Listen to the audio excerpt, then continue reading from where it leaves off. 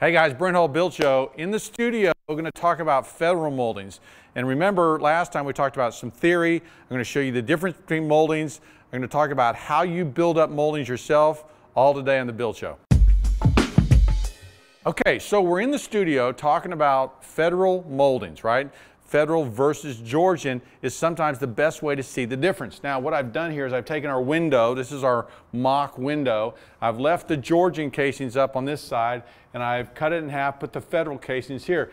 Notice how the light's different, right? Notice if we look back at this thing that there is a difference in the way these moldings talk. Now, the reason why is because federal moldings are based on an elliptical shape.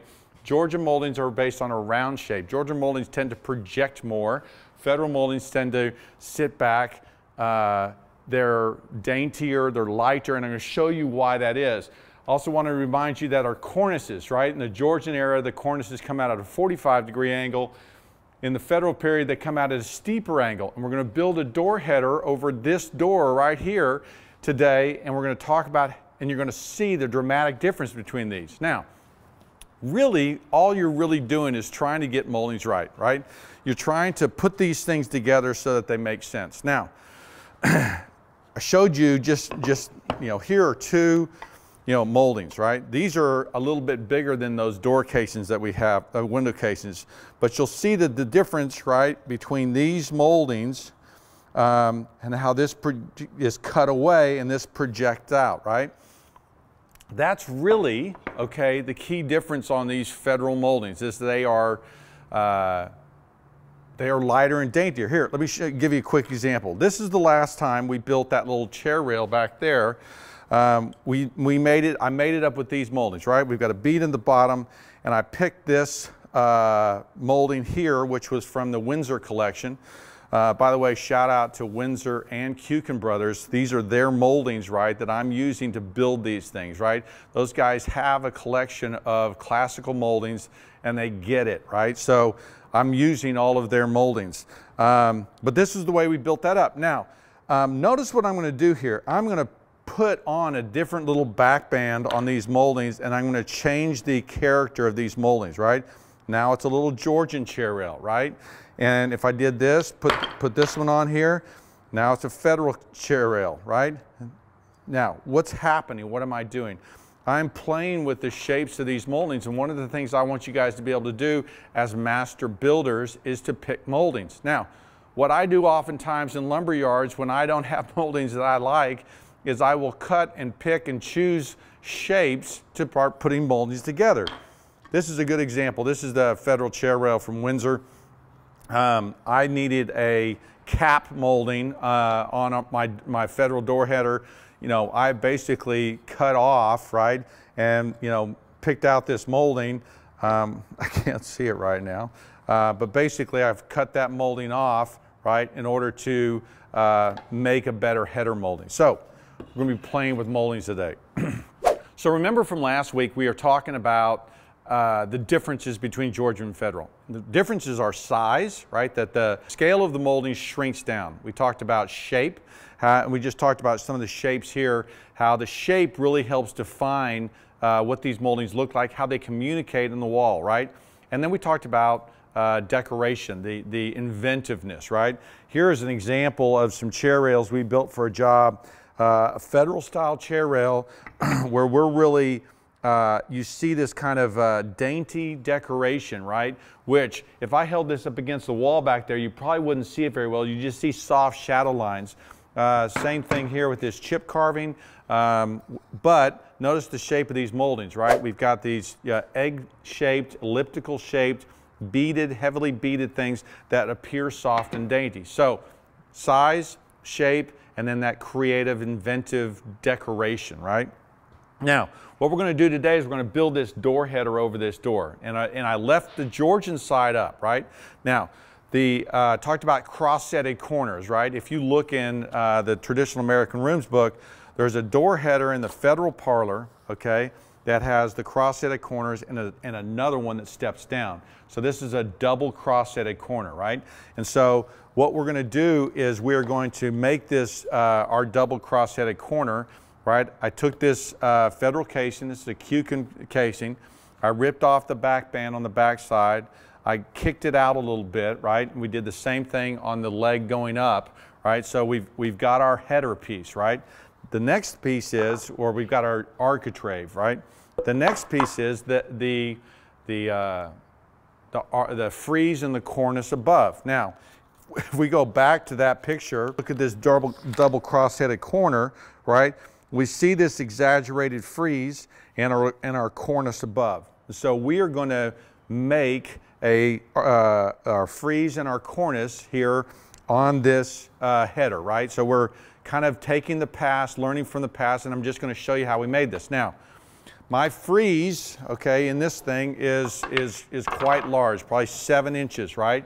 That frieze up there, that pulvinated frieze on the Georgian, is about 5 inches, okay? So notice too that I'm projecting out pretty far, that I'm going to put this case and this cap on the top of this thing, and it's going to project out pretty far. That's kind of more kind of federal, right?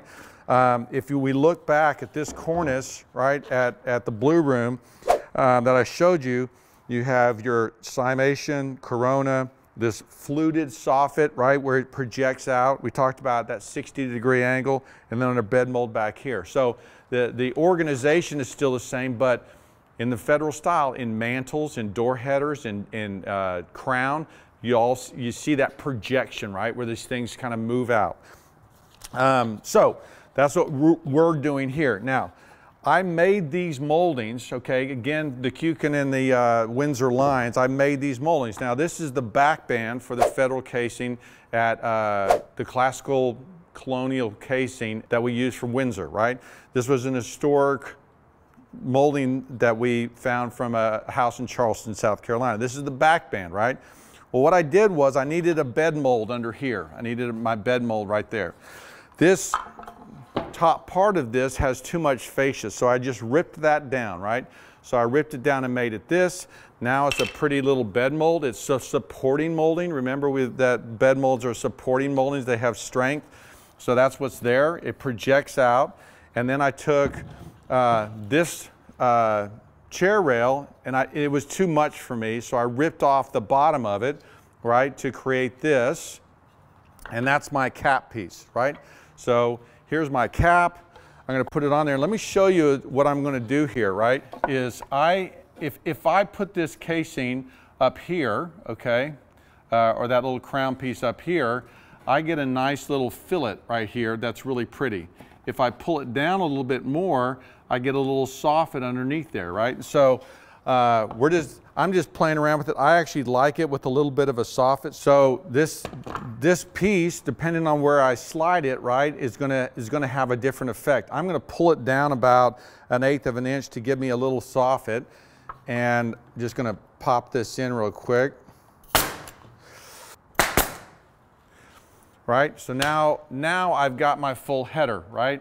So we've got part of our double cross-headed corner on our architrave. We've got a really wide frieze. We've got our bed mold. We've got our cimation, right? We've got this big projecting soffit. Now let's go over there to the wall. I'm going to show you how dramatic the difference is between Federal and Georgian. Okay, so we're going to look at the difference between this Georgian and Federal casing, right? Remember, I left up this Georgian side, got this cross-headed corner. Remember, there's 2 ways to do the cross-headed corner. This one actually miters out, the whole thing moves out. The other one, we're moving that back band over, which is kind of what we did here with our double cross-headed federal corner, okay? So we've got a pulvinated frieze, this kind of classical Georgian header, right? Then we've got on our federal side, and we're really kind of copying the miter, and then we've got our header, right? Now, one thing that's going to be cool here is you're going to see the difference between how this scale changes, right? And what's happening here. Now, notice what's going on, right? We've exaggerated the size of the frieze here, okay? We have lifted it up, yet the top of these moldings are pretty close to the same place, right? So the communication of these things is really quite different, right? The communication of how these moldings speak is different. We've got this cutaway on the back band of the molding. We've got lighter and daintier elements here, and really, okay, These are dramatically different doors, dramatically different ways of communicating to the room, right? This is softer, yet it still represents the same scale. Notice that the door casings are the same size. It's really that frieze that's grown here that really changes it. So look at how dramatically different these are, right? We talked about the three things that are different: the size, the shape, right, and the decoration, right? Now, if you were going to do decoration, if you were going to introduce decoration, and we looked at our historic precedent or historic example, in the federal parlor, there's design right here that they put on, and then of course you have your, right, these swags that would go in there, very light, very soft, right? But that would be the decoration. Notice that the size of these moldings is changing, the shape and how they're arranged is changing, and it communicates completely differently. I think it's awesome. Hey guys, I really love the Federal side. It's one of my favorite, right? Notice that the size, the scale, and the shape of these moldings have changed. There's a little bit of decoration here. It communicates in the room differently. Hopefully, as master builders, you now understand how to pick shapes so that they communicate differently. If your client says it feels too heavy, you understand why and what's going on. I'm Brent Hull. Follow me on Instagram and Facebook. Thanks for watching.